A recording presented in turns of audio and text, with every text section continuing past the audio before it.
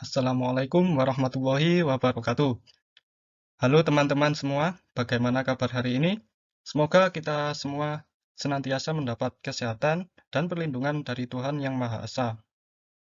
Pertama-tama, izinkan saya memperkenalkan diri. Nama saya adalah Miftahul Huda dengan NIM 225030700111007. Pada kesempatan kali ini, kita akan belajar mengenai filsafat kepustakawanan.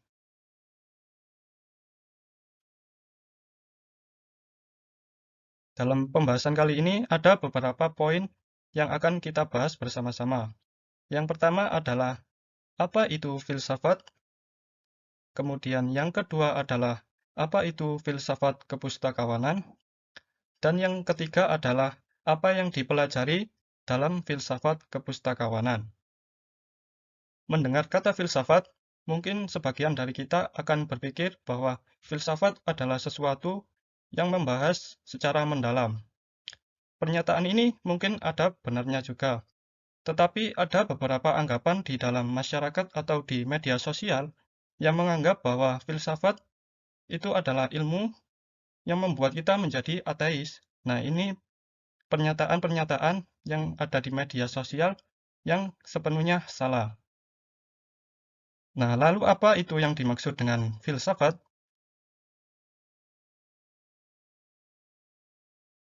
Filsafat merupakan salah satu ilmu yang sudah ada sejak dahulu dan sudah sangat tua.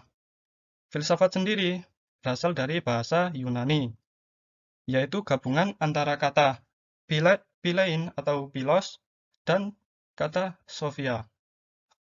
Nah, dari kata philos atau philein ini, kemudian muncul beberapa istilah-istilah yang mungkin kita familiar dengan istilah tersebut. Contohnya adalah 4 istilah ini, yaitu yang pertama adalah nyktophile, adalah kecintaan terhadap sesuatu yang gelap atau malam.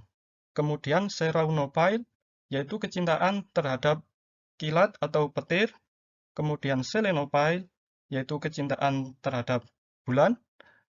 Dan yang keempat ini adalah Astrophile, yang mungkin sudah familiar dalam pikiran kita semua, yaitu kecintaan terhadap astronomi.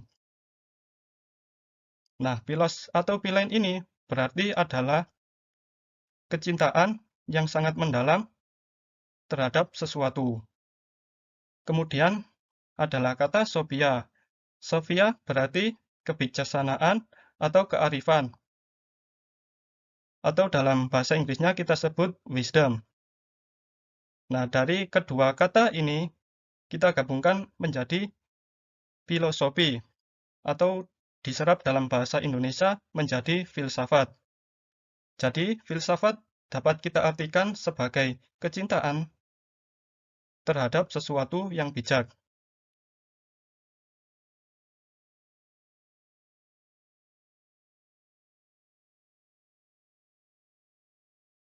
Kemudian, apa saja sih yang akan dipelajari di dalam filsafat?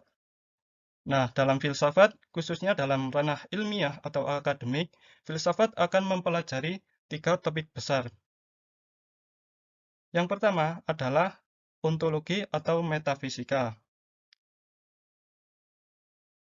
Ontologi atau metafisika ini akan membahas atau mempelajari hakikat dan realita terhadap suatu objek keilmuan. Kemudian yang kedua adalah epistemologi. Epistemologi berasal dari bahasa Yunani juga, yaitu episteme yang berarti pengetahuan. Epistemologi ini mempelajari mengenai hakikat suatu pengetahuan. Kemudian yang ketiga adalah aksiologi. Di dalam aksiologi ini kita akan belajar mengenai etika dan logika.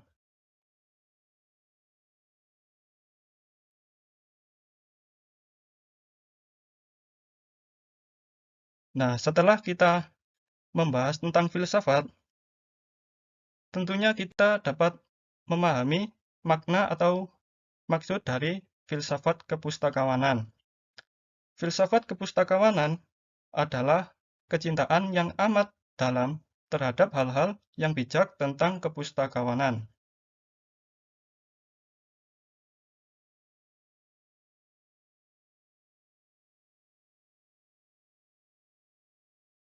Yang dipelajari dalam filsafat kepustakawanan hampir sama dengan filsafat yang telah disebutkan tadi, tetapi pada pembahasan kali ini lebih spesifik dalam ruang lingkup kepustakawanan.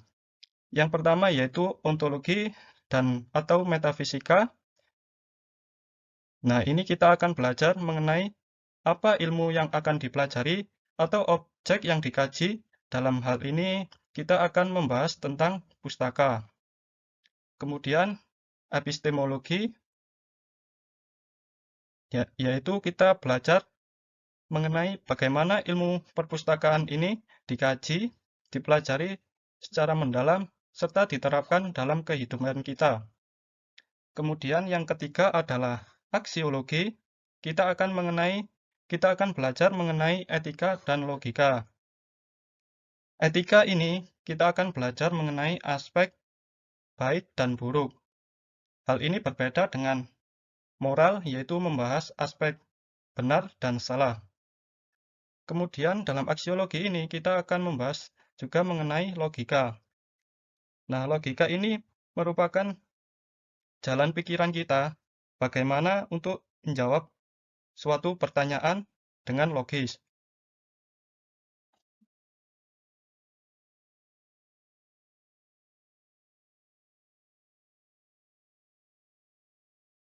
Nah, setelah mengetahui apa itu filsafat kepustakawanan, kita harus membahas apa itu kepustakawanan. Nah, kepustakawanan itu sendiri membahas 3 hal pokok. Nah, 3 hal pokok ini, yaitu yang pertama adalah pustaka, kemudian yang kedua adalah perpustakaan, dan yang ketiga adalah praktik atau penerapannya.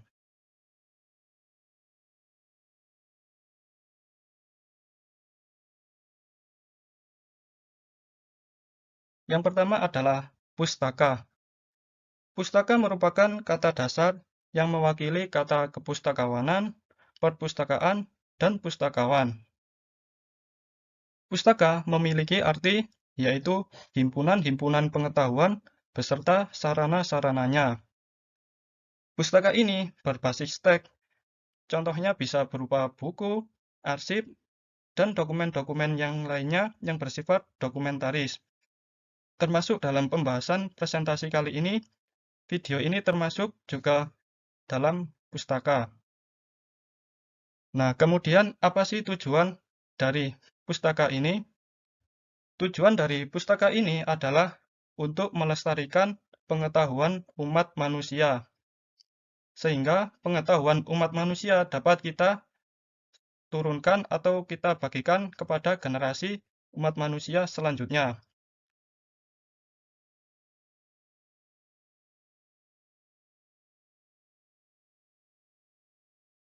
Kemudian pembahasan yang kedua adalah perpustakaan. Apa yang dimaksud dengan perpustakaan? Secara singkat, perpustakaan dapat kita artikan sebagai institusi yang mengurus dan mengelola tentang pustaka tadi yang telah dijelaskan sebelumnya. Nah, perpustakaan ini memiliki 3 ciri atau entitas mendasar. Yang pertama adalah terdapat pengguna atau user. Pengguna ini maksudnya adalah pemustaka yang menggunakan layanan perpustakaan. Yang kedua adalah terdapat pustaka itu sendiri. Nah, bentuk pustaka sendiri ini bisa berupa buku, arsip, dan dokumen-dokumen yang lainnya. Kemudian yang ketiga adalah terdapat pustakawan. Pustakawan ini adalah profesi yang mengurus dan mengelola segala kegiatan yang berada di dalam ruang lingkup perpustakaan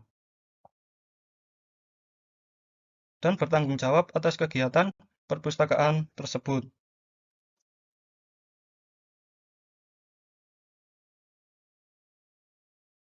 Nah, pustakawan tersebut dalam Undang-Undang Nomor 43 Tahun 2007 tentang perpustakaan dijelaskan bahwa pustakawan adalah seseorang yang memiliki kompetensi yang diperoleh melalui pendidikan dan atau pelatihan kepustakawanan serta mempunyai tugas dan tanggung jawab untuk melaksanakan pengelolaan dan pelayanan perpustakaan. Pustakawan ini bukanlah suatu pekerjaan, melainkan disebut profesi. Mengapa pustakawan ini dikatakan sebagai profesi? Pustakawan dikatakan profesi karena telah memenuhi 4 syarat. Nah, 4 syarat ini, yang pertama adalah terdapat keilmuan khusus yang dipelajari. Nah, keilmuan khusus yang dipelajari ini adalah yaitu ilmu perpustakaan. Kemudian yang kedua adalah mempunyai kode etik profesi pustakawan. Kemudian yang ketiga adalah terdapat asosiasi atau organisasi khusus profesi pustakawan. Contoh asosiasi atau organisasi pustakawan adalah yang pertama adalah Ikatan Pustakawan Indonesia atau IPI dan Ikatan Sarjana Ilmu Perpustakaan dan Informasi Indonesia atau ISIP. Kemudian syarat yang keempat adalah dibutuhkan oleh masyarakat. Profesi pustakawan ini tentu dibutuhkan masyarakat dalam memenuhi kebutuhan informasi masyarakat atau pengguna atau user tadi.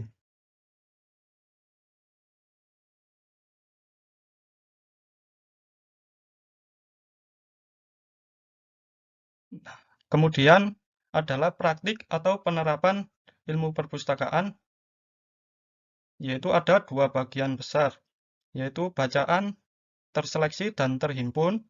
Di dalamnya ini terdapat beberapa praktik. Yang pertama adalah tentang teknik pengadaan atau yang biasa kita sebut collection development. Kemudian yang kedua adalah penyimpanan atau repository.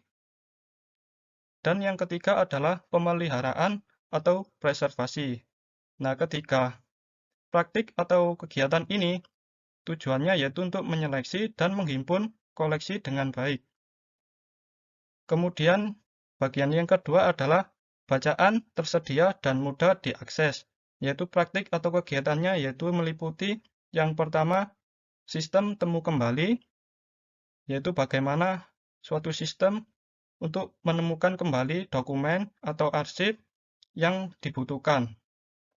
Kemudian adalah metadata, dan yang ketiga adalah pendayagunaan koleksi yang ada di perpustakaan, baik itu berupa buku maupun koleksi-koleksi yang lainnya.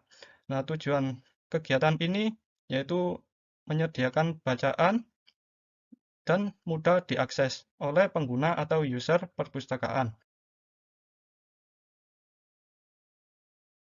Sebelum saya mengakhiri pembahasan kali ini, izinkan saya membacakan suatu pantun, membaca buku di perpustakaan. Jangan lupa ilmunya dicatat. Presentasi saya cukup sekian, semoga dapat bermanfaat.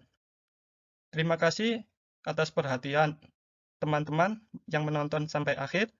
Jika ada salah kata maupun kekurangan yang lain, mohon dimaafkan. Terima kasih. Wassalamualaikum warahmatullahi wabarakatuh.